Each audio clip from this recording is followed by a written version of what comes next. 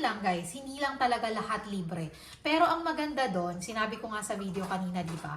Hi guys! Welcome back to our YouTube channel. This is me again, Joy Fajardo, and you are still watching Joy in Alberta.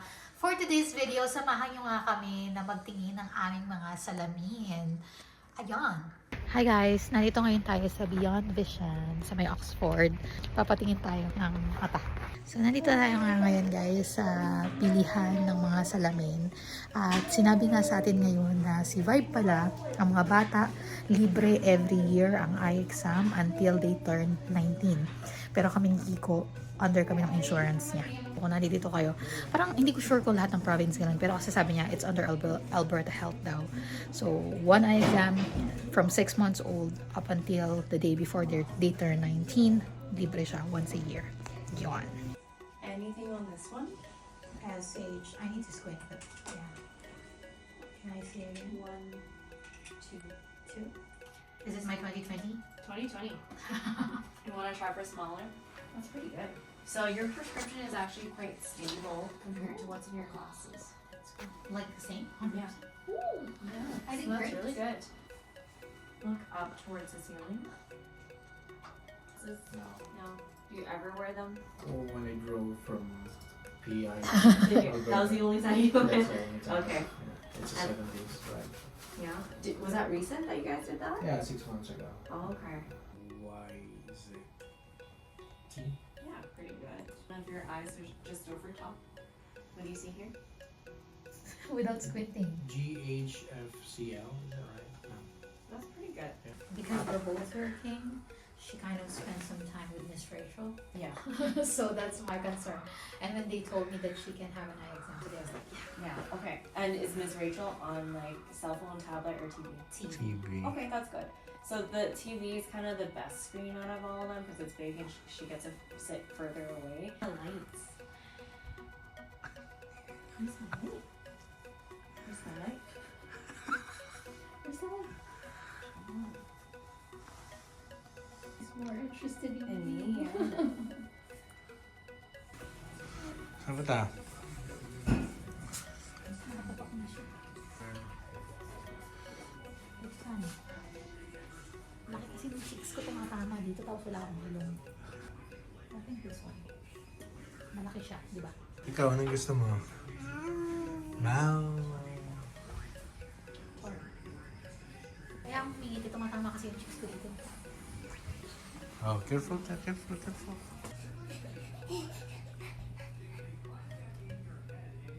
Paras ka naman maganda. Thank you. Hi. So, dito nga guys sa Canada ay hindi naman lahat ng related sa healthcare ay libre, no? May mga bagay-bagay nga na kailangan tayong bayaran. An example of that is our eyes. So, anything related to the eyes, kailangan yung may sarili kayong insurance. Kaya, it's either kukuha kayo with your employer kung merong group package or yung iba provided talaga ni employer, yung iba 50-50, may hatian, ganyan. Or, kung kayo ay walang employer, pwede rin naman na kumuha yata kayo individual, as an individual, parang ganon. Ayun lang guys, hindi lang talaga lahat libre. Pero ang maganda doon, sinabi ko nga sa video kanina, di ba? Pag pala babies, starting from 6 months up until a month before or a day before they turn 19, eh meron silang annual na libreng check-up sa kanilang mga mata.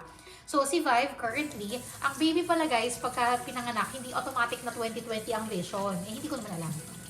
So, si Vibe currently ay farsighted pa siya. And, tinanong ko nga, normal ba yun? Sabi ng doktor ay, normal naman daw. Usually daw, nagka-20/20 ang vision ng mga bata pagdating ng 2 years old or 5 years old, parang ganon. So, hindi pa agad-agad.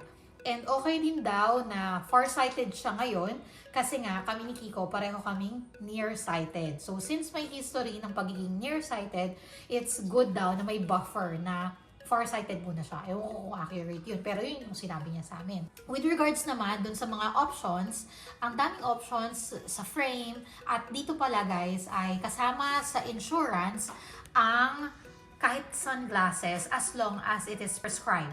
So, may prescription yung sunglasses. So, si Kiko kumuha siya ng sunglasses kasi nga bumaba daw yung kanyang grado. So, imagine bumaba, no? So, tinanong ko, normal ba na bumaba ang grado or nagkamali ba sila sa PEI? Kasi it's -1 lang naman, pamababa. Kaya ni Kiko nang wala talagang salamin. Usually, nagsasalamin lang siya pag long drives.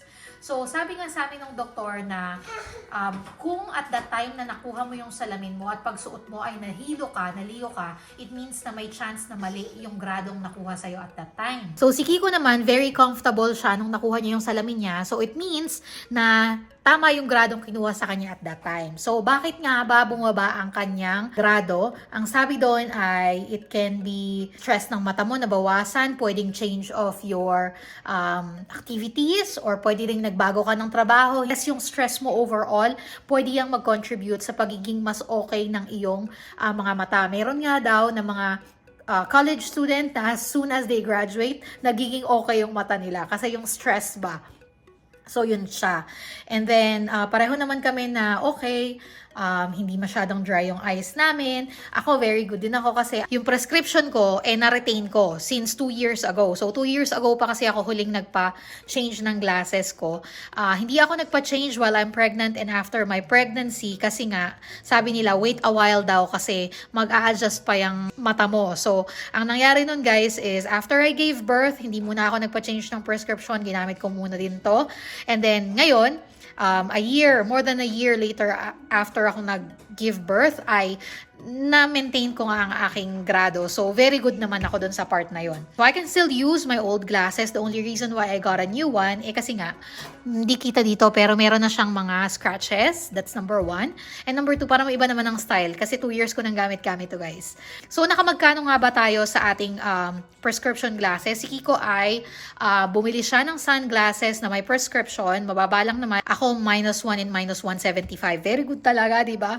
Pero, ayun nga. So, yung sunglasses ni Kiko, Oakley siya, parang with discount, kasama na yung pagpapatingin ng mata and everything, ay nag-cost ng 600 somewhere around there. Ang sagot ng insurance ay 350. So, saan namin kukunin yung balance nun? Meron akong My HSA. So, hindi ko rin sure kung klase ba ng insurance yung My HSA, pero wala akong binabayaran. It's provided by the company.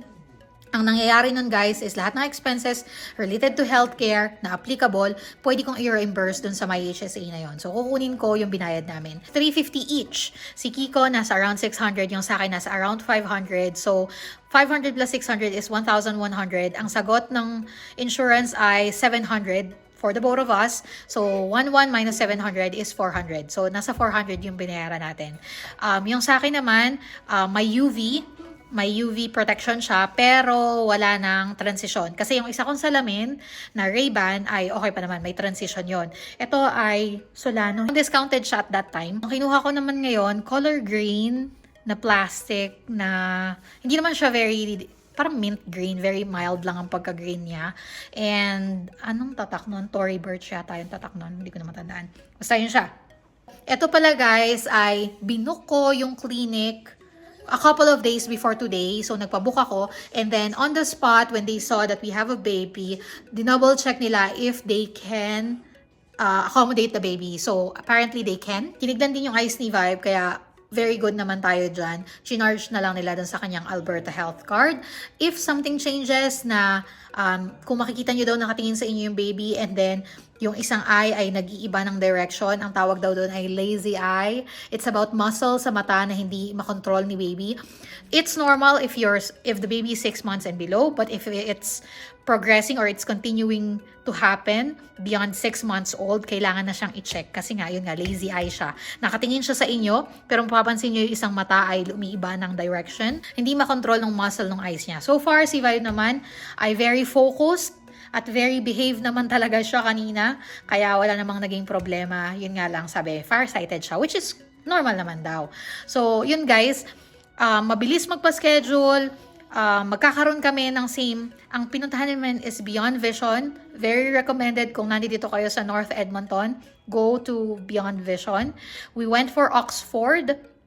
Pero soon, magkakaroon daw dito sa harapan namin. So, if magkakaroon na dito sa harap ng aming community, parang ang lahat naman daw po ng Beyond Vision ay connected yung kanilang system. So, lahat ng records namin available sa kanila. So, we can just go with them and nasa kanila na lahat ng aming mga records. So, yun siya. By the way, guys, nakita sa aking mata na mataas ang aking kolesterol. Hindi pa naman daw ganun ka-visible. Meron kasing parang grayish area surrounding my eyes. Kaya ang daddy ko ay mataas ang kolesterol. Diba? Gray yung mata ni daddy?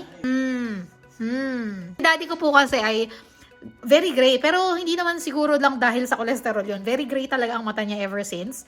Pero ngayon, mas gray ngayon eh. Para siyang pusa na hindi mo maintindihan. Pero yung surrounding lang. So, wala naman daw nagiging problem sa vision yon. Pero it's a sign, if it's telling you about your body. So, pag nagkaroon ka ng gray circle around the eye, around the black area, yun sa akin very, very mild pa lang naman daw dito. It's a sign na mataas yung cholesterol. Lifestyle, we have to walk more often, we have to jog, we have to lessen meat. Ayun. And ano pa ba? Yun, kasi lagi ako nakaupo dahil nga siguro sa work. Guys, very good naman ang mama nyo. Nagwo-walking. Tandaan nyo guys, hindi enough, or it's good to have the basic healthcare, which is your provincial health card. But at the end of the day, insurance is still very important. So if you can, you should get an insurance. So next naman natin is magpapabook tayo for our dental cleaning. And si Vibe fluoride. Is it fluoride? Fluoride yata yung tawag doon. Kasi marami na siyang ngipin. So, to protect it from decaying whatsoever, lalagyan ng fluoride yan. Papabook din tayo. Dito lang naman siya sa harap ng bahay, pero may mas gusto akong clinic sa katapat. O sige, salamat sa pagsama niyo sa amin today, and we'll see you again on next vlog. Bye!